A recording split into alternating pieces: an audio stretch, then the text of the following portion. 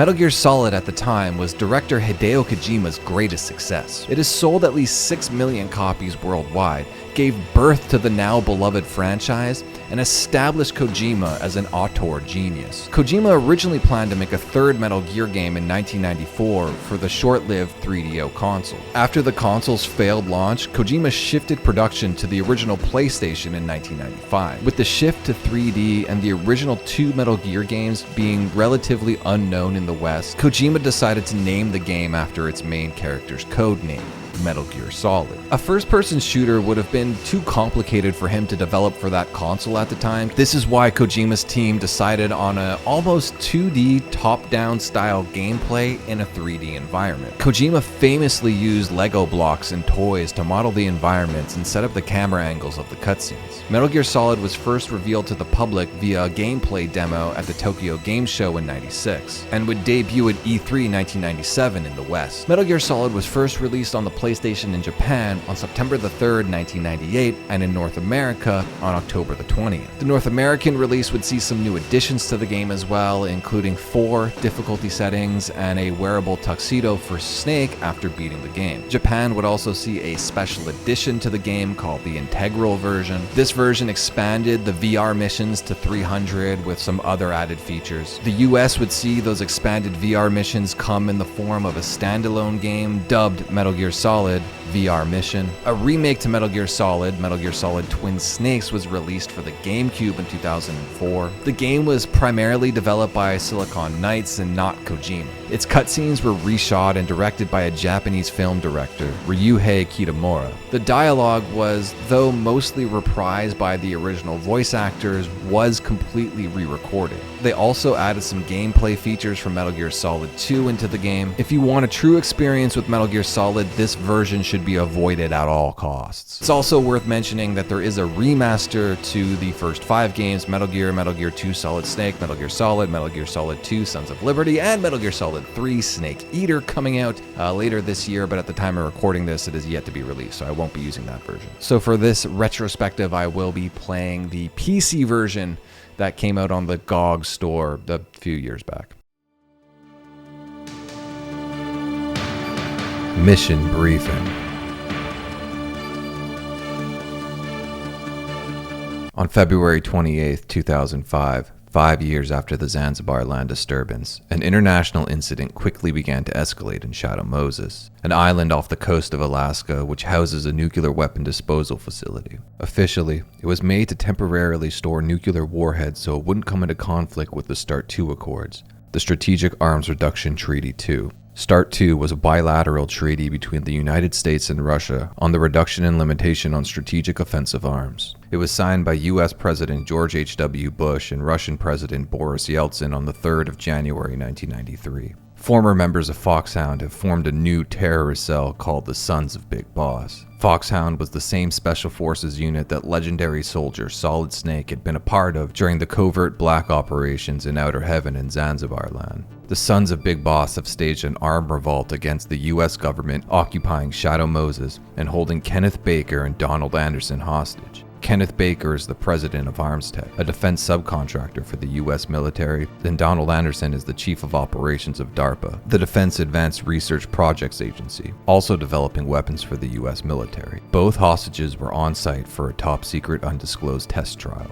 In exchange for the control of Shadow Moses and the 2 hostages, they would demand $1 billion and the remains of Big Boss. Backing the Sons of Big Boss was a top-secret Black Ops unit called Next Generation Special Forces, aka the Genome Soldiers. Through gene therapy, they were designed as super soldiers with heightened combat skills and awareness. They planned to use the DNA of Big Boss to somehow reverse the bioengineering that had traumatized the Genome Soldiers. The legalities and secret nature of the Next Generation Special Forces project meant it would cause an international crisis if their existence were leaked. If the demands of the Sons of Big Boss were not met within 24 hours, they would launch a nuclear missile somewhere in the United States. Secretary of Defense Jim Hausman contacted former commander of Foxhound Roy Campbell to lead the counterterrorism operation and to leverage his relationship with Solid Snake to convince him to take point in the mission. Snake, now a retired dog racer in Alaska, was captured and brought aboard an Ohio-class nuclear submarine, the USS Discovery, in the Bering Sea.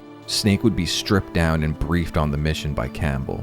His objective would be to rescue the ArmsTech president and the DARPA chief, and find out if the Sons of Big Boss possess the capabilities of launching a nuclear strike. Snake initially refused to take part in the operation until Campbell revealed that his niece Meryl Silverberg went MIA in Shadow Moses. The day of the revolt, soldiers went missing, and Meryl was part of the reserve forces that were called in. Snake agrees to save Campbell's niece Meryl and take part in the mission. His support team would include Natasha Romanenko, a Russian-born nuclear weapons specialist; Mei Ling, a Chinese-American data analyst who would serve on Solid Snake's radio support team; McDonald Miller, aka Master Miller, a wilderness and survival specialist who aided Snake during the operation in Zanzibar land; and Dr. Naomi Hunter, a geneticist who specialized in nanotechnology-based gene therapy and the creator of the Next Generation Special Forces project.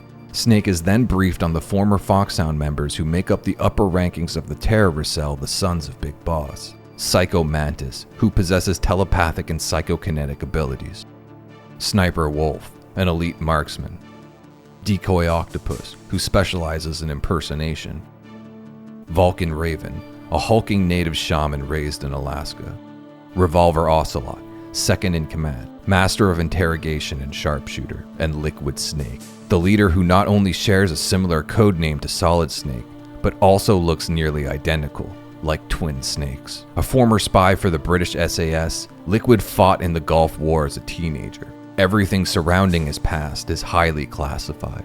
With only 19 hours to go, Naomi injects Snake with nootropics to help sharpen his mental faculties, an anti-freezing peptide to prevent his blood and other bodily fluids from freezing, and nanomachines to replenish Snake's adrenaline, nutrition, and sugar in his blood.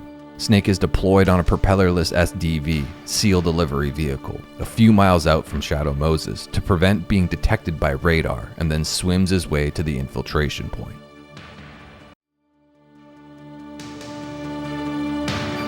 Act 1. The Hostages. Snake's infiltration was masked by two F-16 fighters which were scrambled as a diversionary tactic. Snake watches Liquid board a Hind-D helicopter outside the base. Campbell and Snake question the presence of Russian weaponry on site. He crawls through an air duct to make his way into a tank hangar. Making his way into basement level 1 of the hangar, Snake's Soliton radar detects the DARPA chief. Anderson has been fitted with a tracker that would ping his general location. The DARPA chief's tracker pointed to prison cells that were locked down. Crawling through an air duct above the cells, Snake would see a woman in military garb before finding the DARPA chief. Briefing Anderson on the situation, Snake asks him if the Sons of Big Boss have the capabilities to launch a nuclear strike. Donald Anderson reveals that the top secret test he was there to oversee was for a new weapon, a nuclear-equipped bipedal walking tank that could launch a missile anywhere on Earth. Metal Gear Rex. The US government's continuation of Big Boss's Metal Gear project, a joint operation between DARPA and ArmsTech with plans for mass production. The nuclear missiles on Rex were fitted with PAL safety protocols, permissive action link. Both Anderson and the president of ArmsTech, Kenneth Baker, have passwords that they would each need to enter. Psycho Mantis had read Anderson's mind to figure out his code. Anderson reveals that there is a 3 keycard security fallback system in place that Snake could use to invoke a safety lock, stopping the launch. This should be in Baker's possession. Anderson overheard the guards saying they're holding him on the second floor basement. The DARPA chief alludes to there being a way to disarm the PAL system, and as he is asking if the Pentagon had told him anything, he suddenly dies of a heart attack. Snake hears some rustling outside, and his cell door is unlocked. He is held at gunpoint by a rookie soldier who mistakes him for Liquid Snake. And then, they are attacked by a unit of Genome soldiers. The rookie soldier manages to escape thanks to a psychic attack from Psycho Mantis. In the basement level 2 of the tank hangar, Snake finds a discolored wall that had recently been cemented over, blowing it up with C4. He finds the ArmTech president Kenneth Baker tied to a support beam with C4 and is confronted by Revolver Ocelot. Real name Adamska. Not much has been declassified about his past. Though a former GRU soldier, Russian Special Forces, Ocelot's allegiances have been muddy to say the least, taking part in many conflicts, including in Afghanistan in 1984 as part of the PMC, a private military company. His weapon of choice is the Colt single-action army. Like an American spaghetti western star, his gunplay and ability to ricochet his bullets make him unpredictable. During the tense duel with Ocelot, Snake is able to stand his ground using Ocelot's need to constantly reload against him. Then a mysterious cyborg ninja appears in stealth camouflage and cuts off Ocelot's arm and frees Baker. Ocelot runs off to lick his wounds, and the cyborg ninja malfunctions and disappears. Baker reveals he ended up divulging his PAL code, but not by Psycho Mantis's mind probes. Everyone with a code has surgical implants in their brains as a defense mechanism, which should have also included Anderson. It was Ocelot's torture that proved too much for Baker. He gave his security override keycards to a female soldier, a new recruit. Snake pieces together that rookie soldier from earlier was Campbell's niece, Meryl. Baker gives Snake Meryl's codec frequency to call her. He also lets him know that he needs to find Dr. Hal Emmerich, a scientist and team leader on Metal Gear Rex. He would be the only one who would know another way to stop Rex. He should be located in the nuclear warhead storage building. Baker then gives Snake an optical disc that contains the exercise data for Rex and tells him to give it to Jim Hausman, the Secretary of Defense. Finally, Snake asks about the cyborg ninja. Baker says it's Foxhound's dirty little secret, an experimental genome soldier, and to ask Dr. Naomi Hunter about it. And then, just like Anderson, he suddenly dies of a heart attack. Snake presses Naomi about the cyborg ninja, but she claims there was no one like that in her unit. Metal Gear Solid is the first game in this franchise to introduce a lot of the tropes we're used to in the series. Long drawn out cutscenes, an overly explained plot. I'm not even joking. The exposition in this game is unapologetic, to say the least. I also put some nootropics in there. Say what? Nootropics. A class of drugs which will help improve your mental functioning. It'll make me smarter, huh? For an advanced super soldier who should have been briefed on all these things, Snake is an idiot. He makes Johnny Sasaki look like Big Boss. But like all the games that precede it, its campy and dramatic dialogue have this charm to it. The path you walk on has no end. Each step you take is paved with the corpses of your enemies. Their souls will haunt you forever. It somehow perfectly rides this line between parody like Starship Trooper and serious military drama like American Sniper, and sprinkle in a little bit of like a full force Alex Jones conspiracy rant as well. Got a card, I got a card, I'm a secret agent, I'm a secret agent, I'm a secret. The gameplay piggybacks off the 2D games that came before it, but takes all the mechanics and pushes them to their maximum. Stealth is the core tenet of Metal Gear Solid, and I think this is the first time that Kojima's vision would be fully realized. Enemies have a predetermined patrol route and a field of vision that you need to avoid. The gameplay loop is pretty simple. Avoid detection by using your ever-growing tool pouch to reach an objective, where a badass cutscene black pills you into his world of political intrigue, and then defeat a boss by learning its unique attack pattern. You gain a longer health bar from beating the boss, find more gear to open more doors, rinse and repeat. Movement in the 3D space is admittedly pretty clunky, but I think that's just kind of a casualty to the times. But I do think it feels much more fluid than his 2D predecessors. Security cameras add an extra obstacle Snake must evade by using his chaff grenades. Kojima also brings his extreme attention to detail into this game. For example, you can lean against a wall and hit the punch button, which will knock on it, getting the guards' attention. Stepping through a puddle makes noise, which alerts the guards. If they sneeze, you can see their line of vision cut temporarily. Footprints in the snow will also be noticed as well. If you're hiding in a box in a place it shouldn't be, the guards will investigate. Later in the game, there's wolf dogs, half wolf, half dog, and they don't really like Snake, even though he works with huskies. If you punch Meryl, they pee on you, and if you enter a cardboard box, they'll pee on the box instead. So the next time you encounter them, they'll have the scent on the box and won't attack you. Another one of these instances is during the very first opening credits, during like the opening cinematic. These credits continue to play when you gain control of the character, giving it this cinematic feel. Just gonna go on a bit of a rant here for a second. They streamlined the security keycard system, which I hated in the first two games. In Metal Gear 1, the security keycard system was basically if you have like a level 4 card, it could only open level 4 doors. It can't open level 3, 2, or 1. They tried to remedy this in Metal Gear 2 by, they had a system where you could like merge 3 keys together, but you still had to have like multiple keys. So finally in Metal Gear Solid, they streamlined it even more by essentially if you have like a level 4 key card, it can open level 4, 3, 2, and 1. 5 can, do 5, 4, 3, 2, 1, etc. The Soliton radar works exactly like it did in Metal Gear 2. It essentially has 3 phases. Your kind of normal phase, I guess you could call it. If you get caught, you're put into an alert phase where the guards will actively hunt you down. If you can avoid detection, you're put into an evasion phase where the guards break their patrol patterns and look for irregularities, like an out-of-place cardboard box. If you can outlast that phase, everything returns back to normal. The camera at times can be an issue. Again, it's like a 2D top-down camera in a 3D game, an ode to the original 2 MSX games, which is something I'm personally nostalgic for, but just the lack of sometimes being able to see what's in front of you, it's just frustrating. This does kind of get remedied in, I believe, Metal Gear Solid 3, where they allow you to kind of not completely, but sort of control the camera with the right thumbstick. But the lack of control in this game is definitely a flaw. Shooting weapons doesn't feel all that satisfying. You just hold the button to auto aim at your target and then release it to shoot them. Though you can go in first person mode in this game, you can't pull up your weapon in first person mode. So the shooting experience feels more Telltale than Call of Duty, especially in the sections where you have to engage in a gunfight with multiple soldiers. The bosses, though, is where I think this game really does shine. They're all unique and have this level of puzzle solving that you need to use your arsenal to try and solve. And if you're stuck, you can always call your support staff for clues. I think the standout boss fight most people would expect me to say is Psycho Mantis.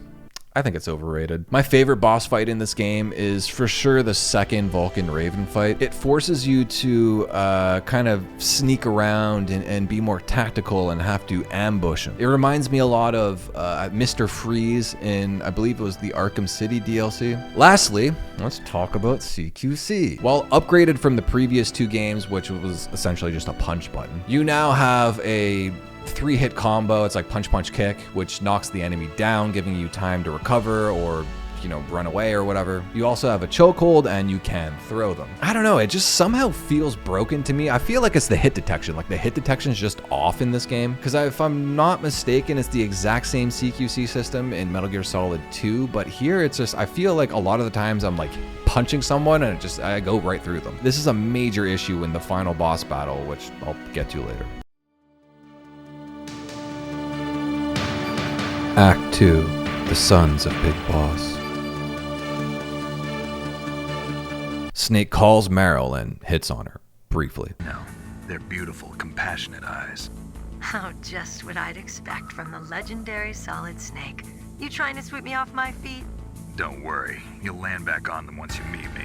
The reality is no match for the legend, I'm afraid. She reveals Shadow Moses' true nature as a nuclear weapons test facility operated by Arms Tech via Dummy Corporation.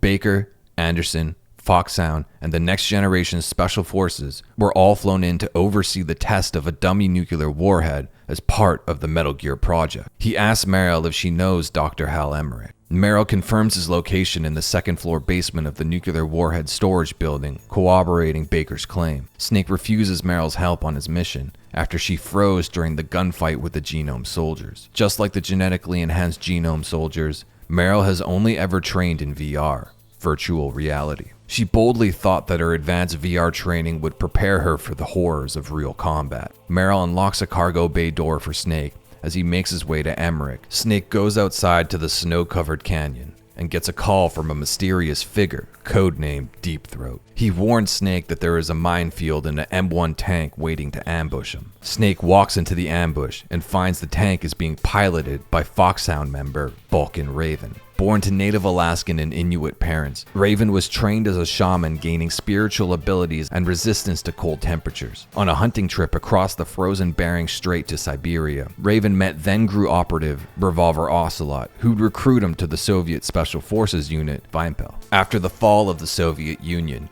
Raven would flee Russia and join Big Boss's PMC Outer Heaven. Following the destruction of Outer Heaven, Ocelot would again recruit Raven to Foxhound, becoming the unit's heavy weapons/explosive ordnance specialist. Using his chaff grenades to disable the electronic sensors of the M1 tank, this creates windows of opportunity for Snake to toss grenades into the tank, destroying it. After his victory, Snake moved into the nuclear warhead storage building, unaware that Raven had survived the encounter. The story in Metal Gear Solid is a huge standout for many. Nobody was really telling stories like Hideo Kojima before Metal Gear Solid. You can make the argument that JRPGs were doing it at his level, like Final Fantasy VII came out before Metal Gear Solid, but I think like the lack of cutscenes and full-on voice acting, it just put it like another notch above. And the A-tier voice acting. And by A-tier, I mean it's probably more like B-tier. He and I will meet again in battle. Same prediction as always? Yes, the raven on my head. It thirsts for his blood.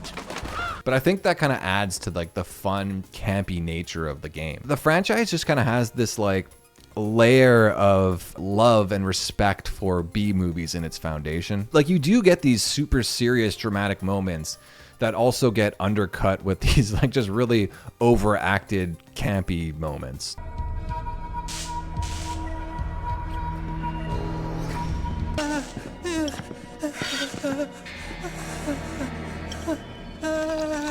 This game specifically almost feels like it's just a full-on parody of like an 80s American action movie, which it kind of is. Hideo Kojima is, he's not shy about his love for that genre of film. And that tone gets exemplified, particularly in the final cutscene.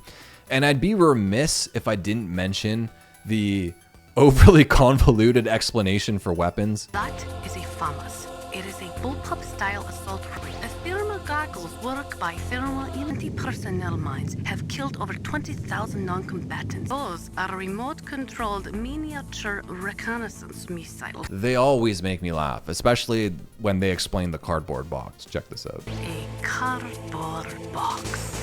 A cardboard box usually consists of a thin pasteboard with a corrugated paper to absorb one's sweat when wearing hats. You can make 6 or 7 cardboard boxes. And in addition, it's strong and easy to store. They should be packed in stronger boxes. Like also, the crevices should be filled with styrofoam to prevent them from moving anyway. What's with the box? Oh, nothing.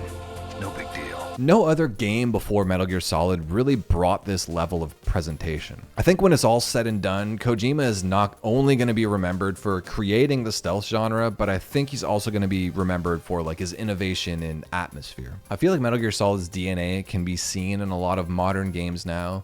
Like the Yakuza franchise, I think would be like a good comparison. I see a lot of Metal Gear, just the style of game it is. You could say that the narrative is overly convoluted and completely bogged down by needlessly incessant over explanations of things that don't really ultimately matter. I guess I could have just said verbose. I think by the nature of the game being set in this world of like shadow governments and elite soldiers and black operations and all this like, you know, conspiracy level type of things, I think the overly convoluted plot kind of just lends itself to the world that Snake finds himself in. Put that in, this is gonna be a hot take, put that in contrast with like a Christopher Nolan movie. I feel like Christopher Nolan often confuses something being complex with something being interesting. Not all of them are like that, but there's definitely ones that are both complex and interesting, like Inception. There's middle of the road ones that kind of do it, like Interstellar. And then there's ones that are just complicated and like are these uninteresting disasters like Tenet. Speaking of cutscenes, this is the first game in the franchise that would have fully voice acted cutscenes. David Hayter's performance as Solid Snake is iconic. Can't be. You were killed in Zanzibar.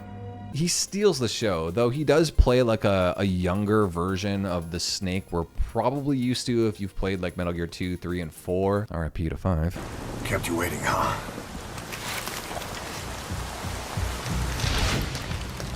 But I feel like it does kind of like lay the groundwork for what the character ends up becoming. I think Otacon, Naomi, and Campbell all do like a masterful job as well at their performances. The rest are pretty over the top and kind of overacted, like Ocelot, Raven, Mantis, Liquid, Natasha, Mei Ling. They're all very cartoonish, which is fine. I think it kind of does fit with the motif of the game. But then there's Meryl. So you killed the chief, you bastard! Liquid? No. You're not. Don't move! I swear to God, they hired this actress off Craigslist. Everything she says is just like whiny and grating. Every time she was on screen, I just hated her. Check out this scene from the bathroom. But Snake, you're a hero, aren't you? I'm just a man who's good at what he does, killing. There's no winning or losing for a mercenary. The only winners in war are the people. That's right, and you fight for the people. I've never fought for anyone but myself. I've got no purpose in life, no ultimate goal.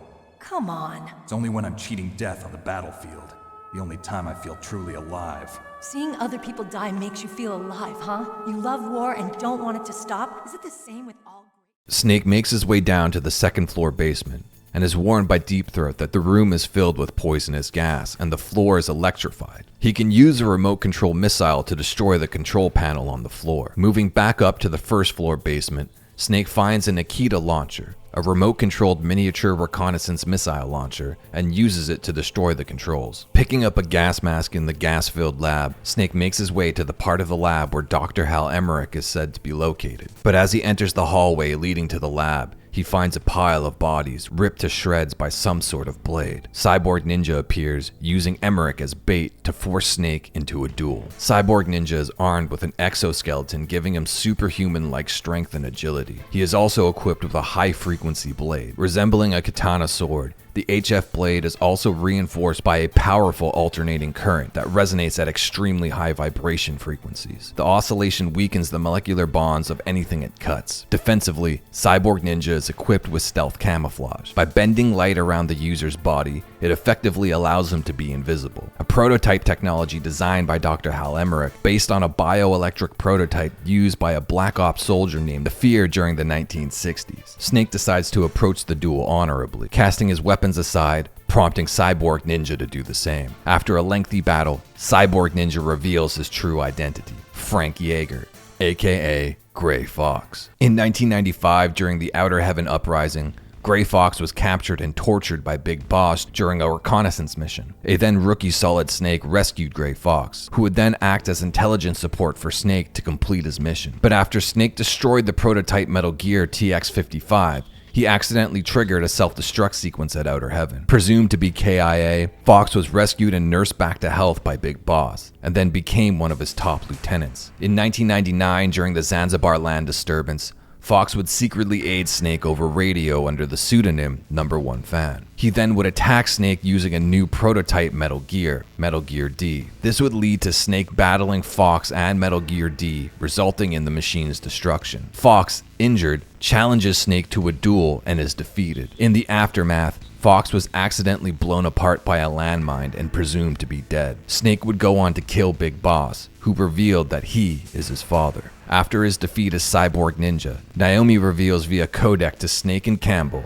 that after Zanzibar land, then Foxhound Chief Medic Dr. Clark, who is now deceased, retrieved Gray Fox's body. She revived him and used him as a test subject in her top-secret gene therapy experiments. These experiments were used to help overcome stress, concentration, and rejection responses. She also kept him heavily medicated for 4 years while injecting him with experimental nanomachine technology to suppress his emotions, as well as grafting an exoskeleton directly onto his body by inserting a cybernetic module at the skeletal level, leaving the once Frank Yeager, a cybernetic zombie killing machine, used as a tool for death. Snake confronts Dr. Hal Emmerich about Metal Gear Rex. Hal begins to realize that he had been lied to about Metal Gear's purpose. He was told that it was a defensive unit used to shoot down nuclear missiles. He then pieces together that it was being used to test launch a new type of nuclear warhead, which has now fallen into the hands of the terrorists. Now determined to destroy the monstrosity he foolishly created, Hal reveals the location of Metal Gear Rex, the underground maintenance base. Armed with one of his stealth camouflage units, Hal will now provide intelligence support for Snake via codec under the codename Otacon. Snake tries to contact Meryl to get her to meet up with Otacon, but she comes under fire and logs out of the codec call. Snake must now track down Meryl and continue to stop the terrorists. He manages to track her down going into the women's restroom. She has now changed out of her genome soldier disguise. They have a philosophical debate on the meaning of being a soldier, and then Snake reveals that he likes her butt. So there's something you like about me, huh? Yeah, You've got a great butt. Meryl hands over the Metal Gear security override key that Baker had given her, but there were supposed to be 3 keys. Still needing to find the 2 remaining keys, the two head out to the commander's room to access a hidden passage that'll lead them to the underground base. In the commander's room, Meryl starts acting strange, as if she's possessed. Possessed by Psycho Mantis. Snake causes minor head trauma and knocks her out cold, breaking the bond Mantis had created. Mantis reveals himself and attacks Snake. Born in the USSR during the 70s, due to his psychic abilities, Psycho Mantis became a weapon and test subject of the military. It would be in 1984, during his time in Africa, that he would meet fellow child soldier, Liquid Snake. Much of his childhood has since been classified, but in the 90s, he'd find his way into the FBI, and then be recruited into Foxhound by Liquid after the collapse of the Soviet Union. Psycho Mantis is gifted with the power of telepathy and psychokinesis. With telepathy, he's able to read people's thoughts, and even look into their memories of the past. Mantis would use this power to puppeteer Meryl into attacking Snake, and also sway the Genome soldiers into joining Foxhound. His psychokinesis allows him to not only generate balls of psychic energy, but also to move objects. The latter can be used offensively to hurl objects or defensively to create physical barriers. He is also equipped with one of Otacon's stealth camo units. This was probably the most iconic boss battle in Metal Gear Solid, maybe only beaten by the end in Metal Gear Solid 3. Kojima would use a lot of fourth wall breaking techniques to kind of create this very unique experience for the player. I think in hindsight, it's overrated. Some of them are pretty cool, like Mantis mimicking the source button on your TV to make it think like he changed your channel. If you could have actually done that, that would have been crazy. But I guess the idea behind it is then you change the source on your TV, which now puts you on the wrong source, and now he could defeat you. The other cool one that's there is he could read your memory card. It was only for specific Konami titles, obviously. He would comment on them and the progress of your save file for that game. Here's a list of the games that he could mention: Castlevania Symphony of the Night, Police Knots, this was Japanese only, Azure Dreams, Suikoden, Snatcher, Japan only, Tokimeki Memorial, Japan only, and Handai Hearts. Those are mostly Easter eggs though. There is one that, the most famous one, that I think in retrospect was not really well designed. So in character, Mantis can read your mind. So he is in game able to read all your moves. So the only way to avoid this is to take your controller out of controller slot 1 and plug it into controller slot 2 so you can no longer read your mind. Which on paper, that's like an amazing idea, but in practice, I don't think I agree with it. Number one, if you don't know that, then there's no, like, how would you have figured that out by yourself? The only way to really figure that out is by going into your codec and getting information on the boss, but most people don't do that. They don't care about the extra lore, especially for like children. Granted, it was a mature game, I think. And two, even if you do call Campbell, he doesn't give you the advice on how to defeat him right away. You have to fight him for a bit and then call him back, and then he will tell you. Honestly, I think I might just be salty about the whole thing because on PC, there's no controller slots. So the way I had to do it was with a keyboard and mouse. I don't know if you've ever played Metal Gear Solid on a 60% keyboard and mouse that has no arrow keys. It's pretty difficult. Through Snake's inhuman-like mental prowess, he is able to block out Mantis's telepathy attacks. Using his thermal goggles to see Mantis, Snake manages to dodge all of his psychokinetic attacks and gun him down. The dying Mantis reveals the hidden passage in the office, which will lead him to Metal Gear. The passage leads to a cave. Beyond the caves is the communication towers, and on the other side of the towers lies the underground base, where Metal Gear Rex is being held. Snake removes Mantis's special gas mask, which is used to help dampen people's thoughts, revealing his horribly disfigured face. He admires Snake's lack of narcissistic obsessions that plague society, and tells him that the first mind he had ever read was his father's, which was full of contempt and disgust for him. Mantis burned down his village to bury his past. The emotional scars left him with a murderous rage that he believes Snake shares as well. Also, he snitches on Meryl for being in love with Snake. As a final request, he asks Snake to put his mask back on so he can die alone and opens the door for him, his first and only act of kindness he had ever performed. In a moment of reprieve, Meryl tries to learn more about Snake, but finds out that he is truly a lonely shell of a human, with no emotions or attachments, that only ever feels alive on the battlefield, just like Cyborg Ninja. The hidden door in the office leads to a dark cave, where you can hear the faint howling of wolf dogs. Half wolf, half dog. Meryl decides to lead the way, but loses Snake in the process. Crawling through the caves, Snake is hunted by the wolf dogs. Snake finds Meryl at the other end of the cave, unharmed, with the wolf dogs in love with her. The two move past the caves into an underground passage, a long hallway-like structure. The duo are confronted by a minefield. Meryl leaves a path for Snake to follow, but as he reaches the other side of the mines, Meryl is gunned down by a sniper. Sniper Wolf. Meryl is still alive, but is being used as bait to draw out Snake. As Meryl is left to bleed out, Otacon informs Snake that he must travel all the way back to the basement level 2 of the tank hangar to retrieve a Heckler & Koch PSG-1 semi-automatic sniper rifle. Upon his return, he finds that Meryl is no longer there, just a blood stain on the ground. Dosing himself up with diazepam, an anti-anxiety medication used to reduce the trembling in his hands, Snake engages Wolf in a sniper duel. A Kurd born in war-torn Iraq during the Second Iraqi-Kurdish War was pulled out of hell by Big Boss and recruited to Outer Heaven. It would be her time with Big Boss where she would train as a sniper. In the aftermath of the death of Big Boss, Wolf would be recruited by Foxhound and would use Liquid's mission as an excuse to get back at the world for the atrocities she survived. As an elite marksman, Wolf was known to wait for her targets for days, even weeks, without so much as moving or eating. Armed with her weapon of choice, the Heckler & Koch PSG-1, she would also find herself addicted to diazepam to help with the tremors. After using small nooks and cover fire,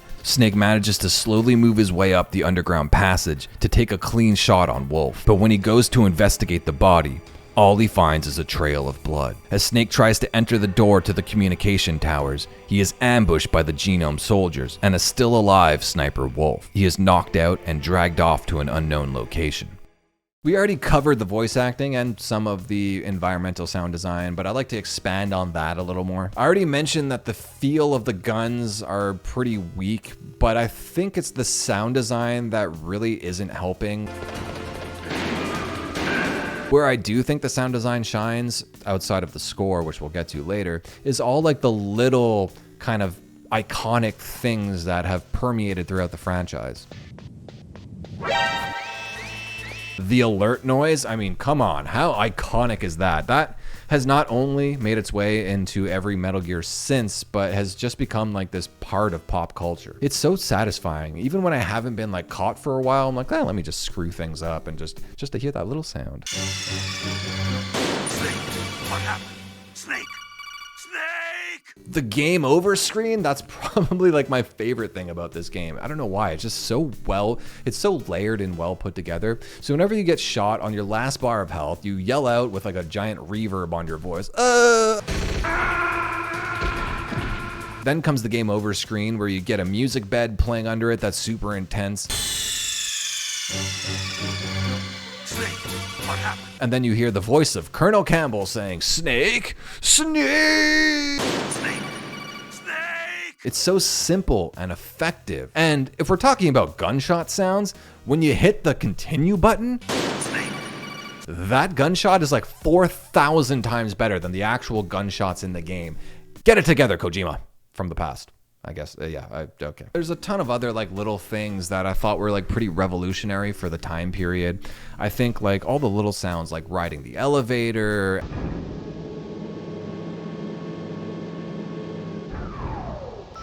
The noise your codec makes when you get a call. Snake! The footsteps sound different on different surfaces. Just like little things like that really add to the immersion of the game. Speaking of immersion, let's talk about the score. It's a mixture of like large orchestral pieces mixed with, I want to say like electronic music.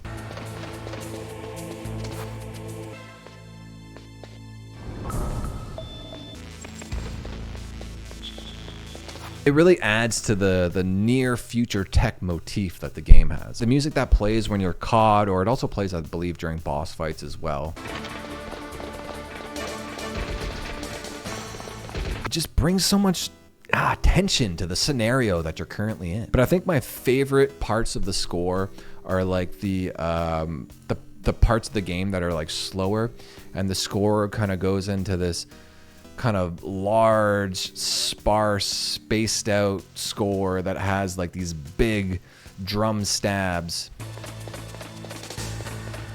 It's like the perfect sneaking music. I think not only the score itself, but the placement of the score for which situation you're in was just like amazing. It just kind of always gives you this feeling like your life's actually on the line. Even when the score drops out, like when you step outside and all you can hear is the wind, it's beautiful.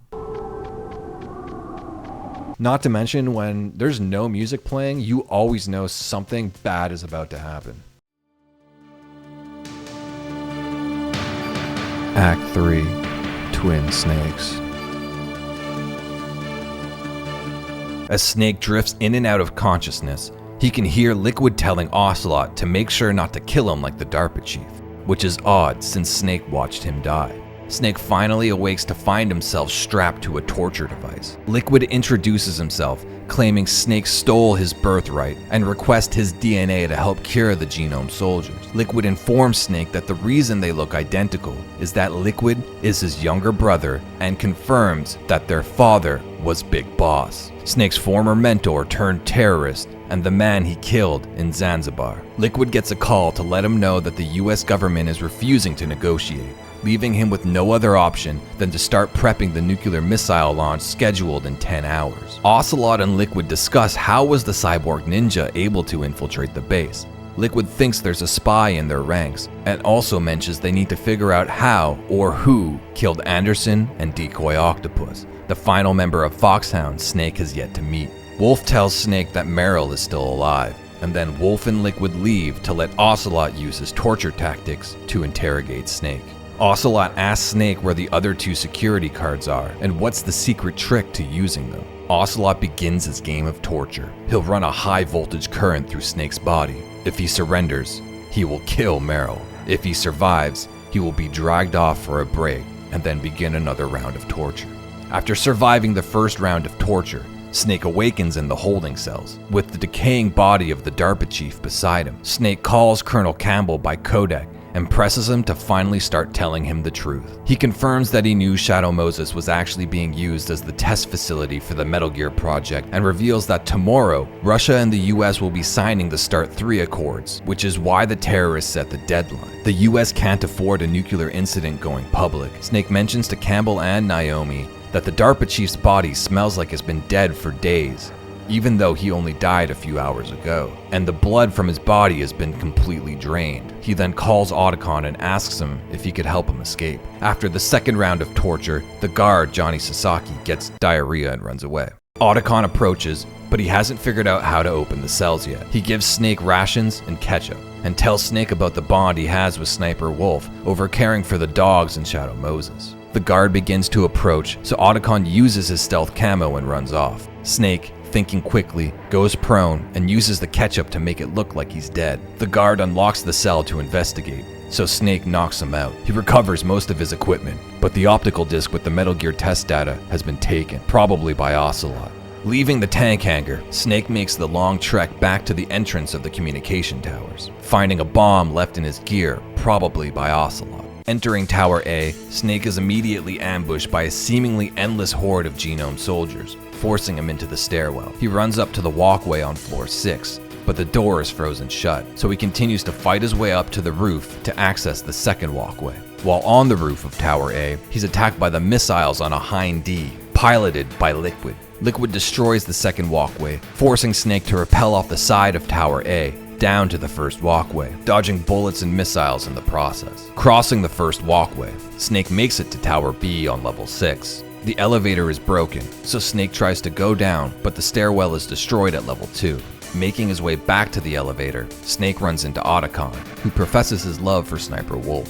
Otacon's new mission will be to get the elevator working for Snake, as Snake runs up to the roof to do battle with the Hind D and buy time.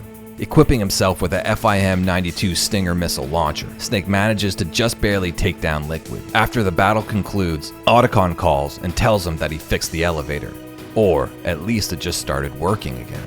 Snake enters the elevator and the weight limit indicator goes off, so he calls Otacon via codec. Otacon says it should take at least 5 people to surpass the 650-pound weight limit, and it's then he realizes that when he went out to grab his stealth camo unit, he had wanted to grab one for Snake as well. But 4 out of the 5 units were missing from his lab, meaning there are 4 other soldiers on the elevator with Snake. Snake equips his thermal vision, kills the hidden soldiers, and rides the elevator down to the ground level, making his way to a large snowfield in between the communication towers and the underground base. Snake is shot at by Sniper Wolf. Otacon pleads with Snake not to kill her, but the battle is inevitable. After a lengthy sniper exchange, tracking Wolf through the trees, Snake lands a fatal blow, ending the duel. As Wolf lays there bleeding out, she can finally feel at peace after being born and raised on the battlefield. Otacon appears, handing her her rifle, and says his final goodbyes as Snake shoots her in the head to put her out of her suffering. I mentioned this in my review for Metal Gear 2 Solid Snake, but I did leave some out. There's like a shocking amount of similarities between Metal Gear 2 and Metal Gear Solid.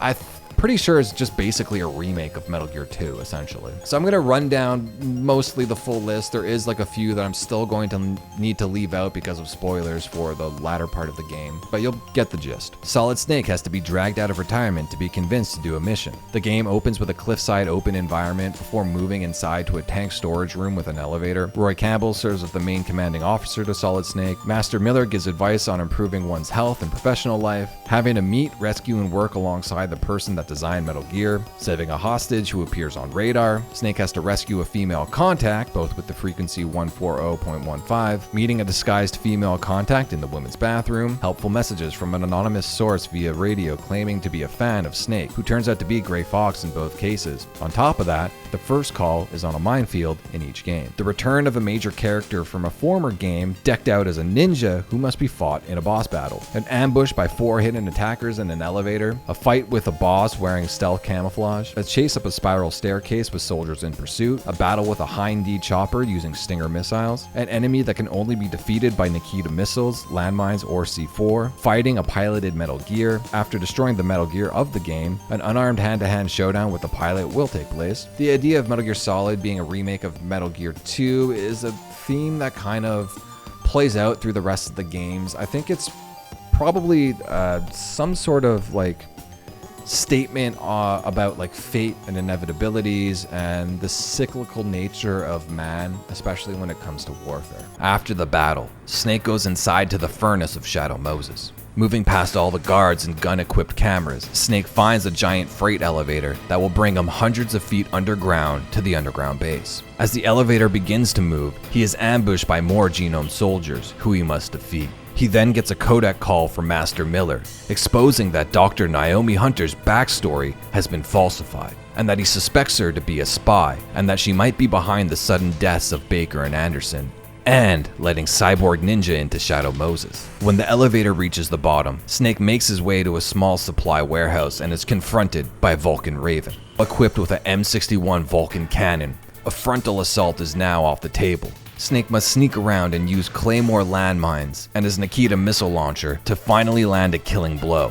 Out of respect for Snake as a soldier, he reveals that the DARPA chief he watched die of a heart attack was in fact Decoy Octopus. Born in Mexico, not much is known about his past. It has been reported that he was an actor recruited by the CIA for his exceptional ability to mimic people, working undercover, but that cannot be confirmed. He'd go so far as to do blood fusion and bone marrow transplants to mimic the DNA of his host. It's rumored that he'd go so deep into his roles that after each mission, he requested that the military give him full mental deprogramming. As Raven draws his final breath, his flesh is ripped off the bone by a flock of ravens, returning his soul to the planet. Snake and Master Miller call Colonel Campbell to inform him of their suspicion about Naomi Hunter. Miller has since discovered that the real Dr. Naomi Hunter disappeared in the Middle East, and the current one is impersonating her and recommends that they arrest her. Campbell says he'll take care of it, while Snake finally enters the underground base, coming face to face with Metal Gear Rex. The base is uncharacteristically silent, devoid of all guards. Snake makes his way to the control room to try and deactivate Metal Gear. Otacon discovers that the reason why the test and ransom plot were being kept so close to the chest is that since Metal Gear Rex will be launching a nuclear missile via a railgun, it won't be able to be picked up on radar. A fact that, if made public, would instantly dissolve the START 3 Accord between the US and Russia, and the UN would force the resignation of the President of the United States, possibly even labeling him a war criminal. Campbell reluctantly confirms Otacon's findings, another fact that he'd been keeping secret from Snake. This is why Arms Tech President Baker gave the optical disc with the test data to Snake, which is currently in the hands of Revolver Ocelot. The only tests of Metal Gear that have been performed have been virtual, so they would need the test data to successfully launch the first practical strike from Metal Gear, and all other copies were bleached from Shadow Moses' network.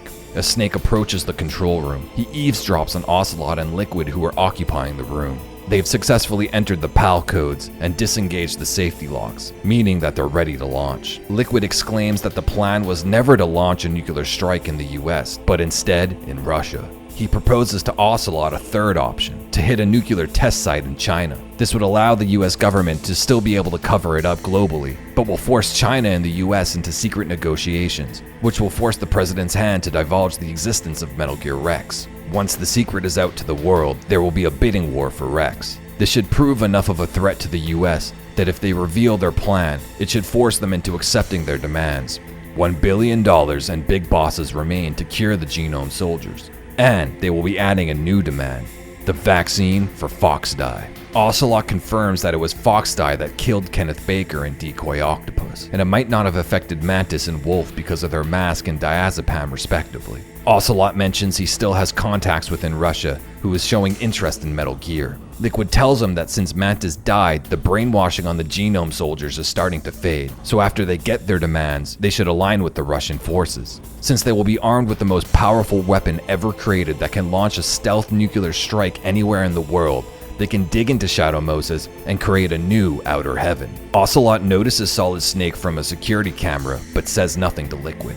Otacon calls Snake via codec and informs him that after sifting through Baker's files, he discovered that there is only one security key, but it's constructed out of a shape memory alloy. The key will change shape in different temperatures, and the way that it works is that the security key will essentially alter the current state of Metal Gear. If active, the key will deactivate Rex, and if it's in an inactive state, it will activate it. Liquid finally notices Snake, and Ocelot shoots the key out of Snake's hand and locks themselves in the control room. Snake then must fight his way back to the key, but upon returning, finds the control room empty. Snake must then backtrack to the warehouse and the furnace to change the key's shape.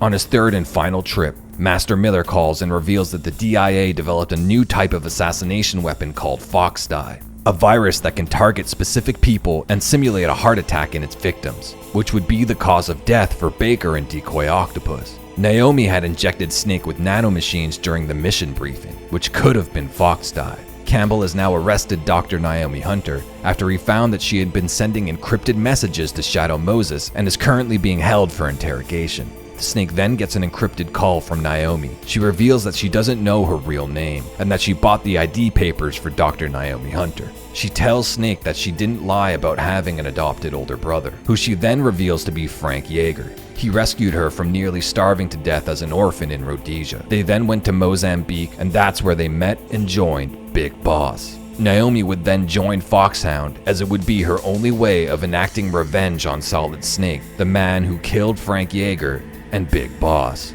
When Frank Yeager was being converted into Cyborg Ninja, he managed to escape and was the one who killed Dr. Clark. Naomi had covered it up. She doesn't know why Grey Fox showed up at Shadow Moses, but she suspects that it was to have a final battle with Solid Snake. She then explains that Foxdie is a virus that has enzymes that only attack specific DNA codes, causing a heart attack. But she didn't use Foxdie on Snake to kill him. It was part of the operation being run by Jim Houseman. And as she's about to deliver one more revelation to Snake, she gets found by the guards. Campbell calls Snake, and Snake tells him he knows the truth about Foxdie and that he double-crossed him. As Snake enters the final keycard into the control system, it has the opposite effect than he intended. It activates Metal Gear Rex. Master Miller then calls Snake and reveals that he had planned this from the beginning, that they were never able to get the PAL code from the DARPA chief, or learn the secret behind how to use the security card. After Ocelot accidentally killed the DARPA chief, They had no way of activating Metal Gear, so they tricked Snake into activating it for them. That's why they let Snake listen in on them in the control room to deliver a false narrative, as well as why they let him escape the torture room. Campbell cuts in and tells him that this is not Master Miller, that his body was just discovered at his home and he had been dead for at least 3 days. His codec signal this whole time has been coming from inside Shadow Moses. And then the fake Master Miller reveals his true identity, Liquid Snake.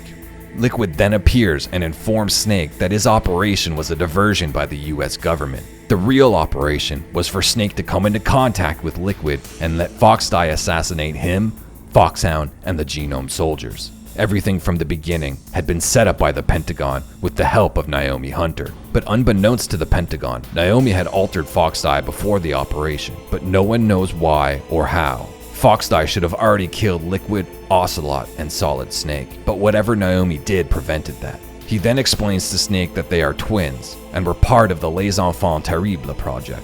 Liquid claims that he received all of their father's recessive genes and Snake received all of the dominant genes. Liquid's motivations are to kill his brother and prove that he is the dominant one. He hops into Metal Gear Rex and Snake fearlessly tries to stop him.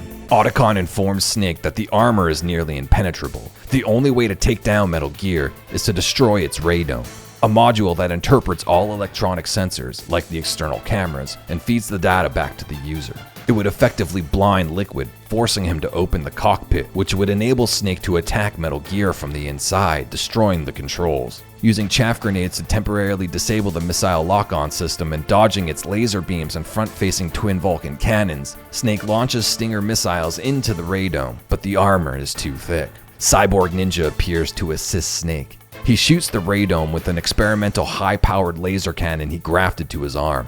Snake pleads with Gray Fox to speak with Naomi, but Fox reveals that he can't look at her because he was the one who killed her parents, and asks Snake to relay that info to her. As Metal Gear recovers from the previous attack, Gray Fox charges the machine in a final assault. Metal Gear's own laser is used to sever Fox's only functional arm and then pins him to the wall. A wounded Gray Fox uses the last of his energy to destroy the radome, giving Snake an open shot, but he can't take it as it would also kill Gray Fox. In Snake's moment of hesitation, Liquid manages to drag Gray Fox to the ground and stomps him out, finally putting the broken warrior to rest. But now, with the weak point revealed, Snake uses his chaff grenades and Stinger missiles to destroy the control system for Metal Gear, rendering it inoperable. Solid is knocked out by Metal Gear's explosion. Liquid pulls Snake and Meryl on top of the broken machine. Liquid reveals the true nature of the Les Enfants Terribles project. While injured and in a coma, the government extracted Big Boss's DNA in hopes to build a replacement for the world's perfect soldier. Solid and Liquid were born by using advanced cloning and the super baby method. They fertilize an egg using Big Boss's cells, then let it divide into 8 clones. Then they would insert the 8 clones into a human's uterus and intentionally abort 6 of the fetuses to encourage strong fetal growth. Then they would genetically engineer the 2 remaining fetuses to split all the recessive and dominant genes. Liquid was used as the necessary test subject to dump all the recessive genes to genetically modify Solid Snake into the perfect soldier with all the dominant genes. The Genome Soldiers also use Big Boss's DNA to enhance their combat potential. Liquid also reveals that in 1991 during the Gulf War, the US military took part in a precursor to the Genome Soldier project. They would enhance their genetic code to dampen their stress responses and heighten alertness and adrenaline responses. Soldiers who came back from the war experiencing Gulf War syndrome would actually be the side effect of this project, which the Pentagon had covered up, using depleted uranium anti-tank rounds as a cover story for the sickness. Soldiers experiencing Gulf War syndrome and their Gulf War babies all shared the DNA of Big Boss. But in the Pentagon's quest to birth better soldiers, it also made their DNA symmetrical and unstable. A disease that Big Boss's DNA wouldn't be able to fight off can now wipe out soldiers with Gulf War syndrome, Gulf War babies, the Genome Soldiers, Liquid Snake, Solid Snake, and any other soldiers that would use his DNA in the future. This is the true reason why Liquid wanted Big Boss's remains, essentially giving him a genetic blueprint to cure him of his unstable DNA. Campbell calls Snake and informs him that now that the Sons of Big Boss have been disbanded and Metal Gear Rex destroyed, the Pentagon's hands are no longer tied in regards to their demands. Secretary of Defense Jim Hausman, the leader of Snake's mission, has greenlit a cover-up operation. B-2 bombers have been scrambled from Galena Air Force Base, equipped with B-61-13 surface-piercing tactical nuclear bombs. He plans on making sure no one can ever find out about the Shadow Moses incident. Campbell says he's intentionally going to break chain of command to delay the nuclear strike and give Snake a chance to escape. He also reveals that Meryl was sent to Shadow Moses to be used as leverage to force Campbell to run the operational command. But before he can call off the strike, he's arrested by military police.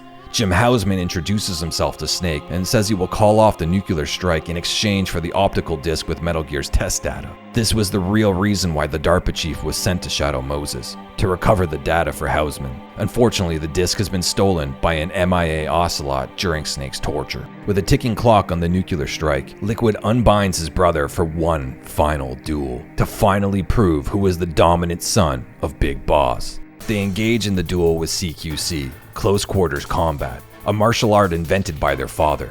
Liquid is kicked off Metal Gear and falls to his death. This is probably the most infuriating segment of the game. I already mentioned the hit detection for CQC is terrible in this game, but I feel like for the boss fight where you need to fight him with only CQC, they intentionally made it worse. I'm not even joking. The amount of times I died on this boss battle by just whiffing on a strike I should have hit and then getting punished for it, it's just insane. I should have connected. F you, Kojima. Snake wakes up Meryl, who was unharmed, and calls Otacon to update him on the situation regarding the nuclear strike, also to ask him for an escape route. Snake needs to go to the parking garage and drive through a tunnel to the surface, but Otacon will need more time to unlock the security doors for Snake, so he decides to stay behind as atonement for creating Metal Gear Rex. As Meryl and Snake commandeer a jeep armed with a machine gun, they shoot their way through the garage and tunnel, only to be pursued by a surviving Liquid Snake. The two cars collide as they finally make it to the surface, with Meryl and Snake injured from the crash and pinned down by their overturned jeep.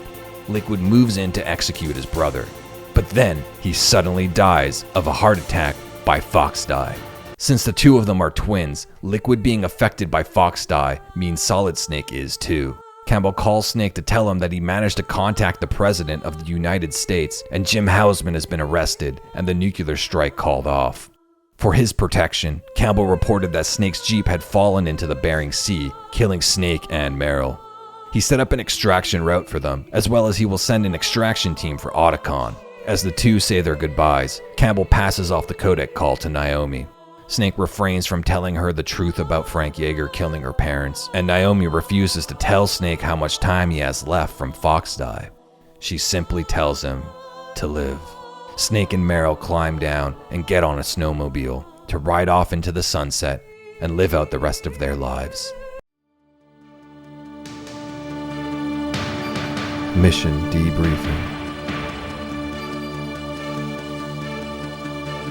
One of the major flaws in this game, which I kind of didn't mention earlier, is the backtracking. Though I am a fan of this not being an open world game, because most open world games do suck. They're just these giant open worlds that are empty and vapid and have nothing in them, excluding like Grand Theft Auto and Red Dead. This game takes a more Metroidvania style approach. It's more Arkham Asylum than Arkham City. Asylum is the best in the franchise, fight me on it. I do like the idea of having to backtrack and unlock doors that you previously weren't able to with like the new equipment you acquired, but the backtracking in this game is just pointless walking that doesn't really lead to anything. It's just more annoying, like having to walk back during the sniper wolf thing to get the sniper rifle. Like that's pretty much the only thing you can get, so it just seems pointless. After the torture scene, having to like re-progress, like I get it narratively, it makes sense, but there's like nothing really new to experience on the way there. And the key cards is definitely the worst. You have to do the same trek like 3 times. It's just a waste of time. One thing that the franchise does do amazingly, and I believe I mentioned this before, is its sense of atmosphere. Whenever I fire up a Metal Gear game, I just get so immersed in the world.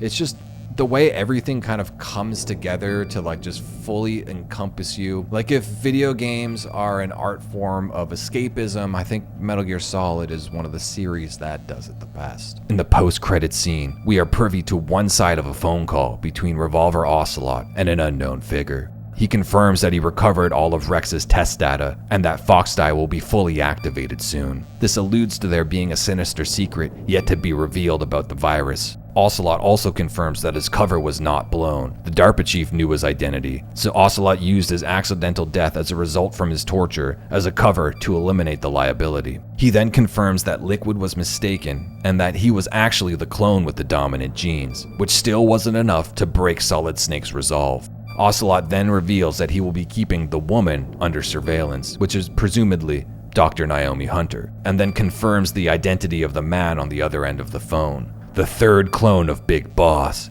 Solidus Snake, the President of the United States of America. This means that Ocelot was in fact a triple agent and the mole inside the Sons of Big Boss. He was undercover working for the Russian government and the Sons of Big Boss, while actually being a spy for the US government.